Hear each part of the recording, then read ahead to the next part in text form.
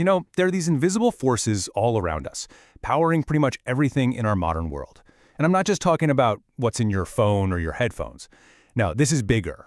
This is about what's at the very heart of the green energy revolution and the most advanced defense systems on the planet. And today, we're going to dive into India's incredibly ambitious plan to master these critical materials. So what is this super material that's driving everything from your electric car to those massive wind turbines you see? Well, the answer might surprise you. It's a special class of incredibly powerful magnets.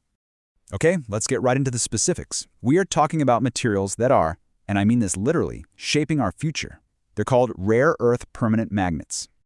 Now forget any magnet you've ever stuck on your fridge. These are on a whole different level. RPMs are ultra-strong, unbelievably compact little powerhouses, so what makes them so special? Well, it all comes down to their unique atomic structure. It lets their electrons align just so, perfectly, to generate these immensely powerful magnetic fields. And that property? That's what makes them absolutely essential for high-performance tech, where getting the most power out of the smallest possible component is, the whole name of the game. And when you see where they're used, it really hits you just how vital these things are. They are the hidden engines in electric vehicles, they're at the core of wind turbine generators, and they are critical components in, well, pretty much everything from aerospace systems to the super precise sensors that guide modern defense equipment. We're talking clean energy, advanced mobility, national security. It all comes back to these magnets. Okay, so if these magnets are so fundamental to the future, it begs a huge question. Where does a rising global power like India get them? And, well, that's where this story gets really interesting. Yeah, this chart, it really lays out a stark reality. Between 2022 and 2025, a staggering 85 to 90%, let that sink in, of the rare earth magnets India imported came from just one single country, China. Now, this isn't just some trade statistic, it's a major strategic vulnerability. And this heavy reliance is, without a doubt, a critical challenge, especially when you think about the fact that India's demand for these exact same magnets is projected to double by 2030. So the need to build a secure domestic supply chain, it's not just an economic goal anymore. It's become a national security imperative. So what's the plan? How is India actually addressing this challenge? Well, the country has launched a bold, multi-pronged master plan to tackle this dependency head-on. And honestly, the pace has been pretty remarkable. It all started back in 2023 when they opened up mining to the private sector. From there, the government just rapidly put all the key pieces in place. You've got a national mission, a major manufacturing scheme, and then finally dedicated economic corridors, all rolled out in just a few years. Now, the real centerpiece of all this rapid-fire policy action is the REPM manufacturing scheme.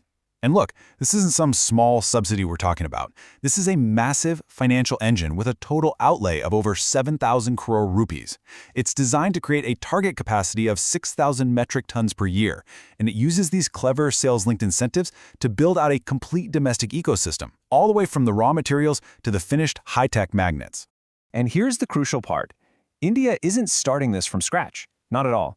The country is building this new industry on a really solid foundation. The Geological Survey of India has already identified over 482 million tons of rare earth ore resources. That provides a really strong domestic base for all the raw materials they're going to need. So you've got all these vast resources, right? But how do you connect them to actual production? That's where these dedicated rare earth corridors come in. By setting up these special hubs for mining, processing, and manufacturing in these mineral-rich coastal states, the government is basically aiming to create a seamless and super efficient supply chain that goes from the mine straight to the magnet. But here's the thing. Building an industry this critical can't be done in a vacuum. A huge part of India's strategy is also about securing its place in what is a very complex global supply chain. To build that true resilience, India is actively forging this whole network of international partnerships. This is a multi-layered approach. You have bilateral agreements with mineral-rich countries like Australia and Argentina. Then there's participation in big multilateral groups like the Minerals Security Partnership.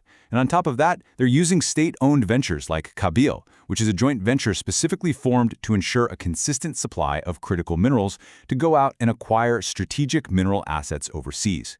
When you step back, you see that this entire strategy, every single piece of it, is designed to fuel India's three biggest long-term national missions. It's about achieving Atmanirbhar Bharat, right, self-reliance in critical tech. It's about powering the green energy transition to meet those net zero goals. And it's about building the advanced manufacturing capabilities that are needed for Viksit Bharat, the vision of a developed India by 2047. So, when you put all these pieces together, you've got the domestic resources, the massive financial incentives, the global partnerships. What does it all actually add up to? Let's just summarize the fundamental shift that's happening right now. The ambition here is just crystal clear. The goal is to transform India from a vulnerable importer totally dependent on a single source into a nation with robust domestic production. It's about flipping the script from supply chain vulnerability to supply chain resilience. And ultimately, it's about shifting from being just a component importer to becoming a genuine leader in advanced materials. And all of this leaves us with a final, provocative thought. With this comprehensive blueprint now in motion, India is making a very serious bid to reshape the global map of advanced technology. The question isn't really if India will be a player anymore. The real question is just how significant its role will be in powering the world of tomorrow.